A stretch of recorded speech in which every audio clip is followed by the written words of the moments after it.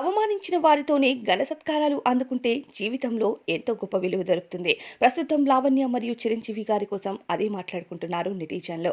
లావణ్య వరుణ్ తేజ్ ప్రేమించి వివాహం చేసుకుంటాను అనేటప్పుడు మెగా ఫ్యామిలీ నుంచి చిరంజీవి గారు లావణ్యను రిజెక్ట్ చేసిన సంగతి అందరికీ తెలిసిందే. సినీ సెలబ్రిటీ మళ్ళీ మన ఇంట్లోకి వస్తే ఇప్పటికే మన ఇంట్లో చాలా మంది విడాకులు తీసుకున్నారని, మళ్ళీ మీరు విడాకుల దారికి వెళ్తే బాగోదు అంటూ మెగాస్టార్ చిరంజీవి గారు రిజెక్ట్ చేశారు.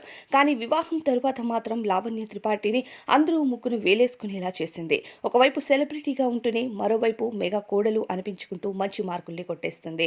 ఏడాది తరువాత పిల్లల్ని ప్లాన్ చేయడం నిజంగానే గ్రేట్ అని చెప్పాలి. సెలబ్రిటీగా ఉన్నా అవన్నీ పక్కన పెట్టి ఫ్యామిలీ లైఫ్ని లీడ్ చేయాలని సిద్ధపడింది. అయితే లావణ్య త్రిపాఠికి ఎన్నో మాటలు ఎదురైనా సరే అవన్నీ పట్టించుకోలేదు. కానీ ప్రస్తుతం ఎవరైతే అవమానించారో వారి చేతే ఘనంగా సీమంతాన్ని అందుకుంది లావణ్య. లావణ్య సీమంతం వేడుకలు చిరంజీవి గారి చేతుల మీదుగా జరిగినట్టు సోషల్ మీడియాలో ఎన్నో వార్తలొస్తున్నాయి. ఎవరైతే అవమానించారో వారే ఈరోజు ఘన సత్కారం చేశారు. ఏమంటారు?